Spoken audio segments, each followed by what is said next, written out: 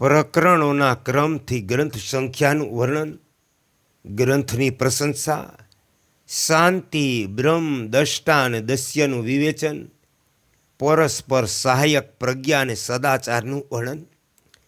શ્રી વશિષ્ઠ કહે, એ રઘુનંદન, જેનું હૃદય ઉપર જણાવેલા વિવેકથી યુક્ત છે તે જ આ જગતમાં મહાન છે અને તે જ જ્ઞાન ઉપદેશ સાંભળવાનો યોગ્ય અધિકારી છે.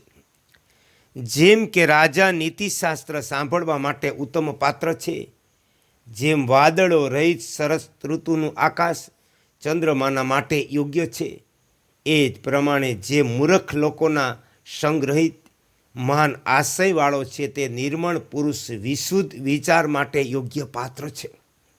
એ રામ, તમે અત્યંત ગુણ લક્ષ્મીથી સંપન્ન છો, તેથી હું આગળ જેનું વર્ણન કરીશ તે મનના મોહને દૂર કરનારા શબ્દો સાંભળો. જેનું પુણ્યરૂપી કલ્પવૃક્ષ ફળોના ભારથી અત્યંત ઝૂકીને ઊભું, તે જ પુરુષ મુક્તિની પ્રાપ્તિ માટે આનું શ્રવણ કરવાનો પ્રયત્ન કરે. તેથી ઉપર્યુક્ત ગુણજ્ઞ પુરુષ સજ કલ્યાણ પ્રાપ્તિ માટે પવિત્ર, ઉદાર, અન્યને જ્ઞાન પ્રદાન કરનારા વચનો સાંભળવાનો અધિકારી છે. આ સંહિતા મોક્ષના સાધનનું નિરૂપણ કરનારી સારભૂત અર્થોથી પરિપૂર્ણ અને મોક્ષદાયીની છે. આમાં 32,000 શ્લોક હોવાનું કહેવાય. જેમ ગાઢ નિંદ્રાને વશ થયેલા પુરુષની સામે દીવો પ્રગટાવી દેવાથી જોકે તેને પ્રકાશની કામના નથી છતાં પ્રકાશ થાય, એ જ પ્રમાણે આ સંહિતાના ઊંડા અધ્યયનથી ઈચ્છા ન હોય તો પણ મોક્ષ પ્રાપ્તિ થઈ જાય. આ સંહિતા સ્વયં સારી રીતે અભ્યાસ દ્વારા જાણી લેવામાં આવી હોય અથવા અન્ય પાસેથી સાંભળી હોય તો પણ પાપ તાપની શાંતિ દ્વારા સુખના હેતુરૂપ દેવનદી ગંગા જેવી અજ્ઞાનનું નિવારણ કરીને તુરત જ સુખ પ્રદાન કરે. જેમ દોરડાનું પૂર્ણ જ્ઞાન થઈ જતાં તેમાં ઉત્પન્ન થયેલા સાપની ભ્રાંતિ વિનિષ્ટ થઈ જાય, એ જ પ્રમાણે આ સંહિતાના યોગ્ય અભ્યાસથી સંસારના દુઃખો શાંત થઈ જાય. આ સંહિતામાં જુદા જુદા 6 પ્રકરણ, જે યુક્તિયુક્ત અર્થસભર વાક્યોથી યુક્ત સારૂપ દ્રષ્ટાંતોથી પરિપૂર્ણ ઉત્તમ ઉક્તિઓથી સંલગ્ન છે. તેમાં પહેલું પ્રકરણ વૈરાગ્ય પ્રકરણ,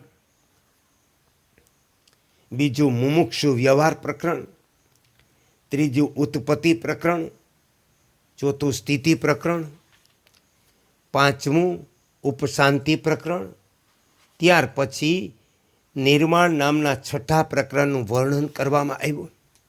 એ રઘુનંદન, પહેલાં સંત સમાગમ રૂપી યુક્તિ દ્વારા બળપૂર્વક પોતાની બુદ્ધિનો વ્યાપ વધારવો ઉચિત છે. ત્યાર પછી મહાપુરુષોના લક્ષણોના અનુસરણથી પોતાનામાં મહાપુરુષત્વ લાવવું જોઈએ.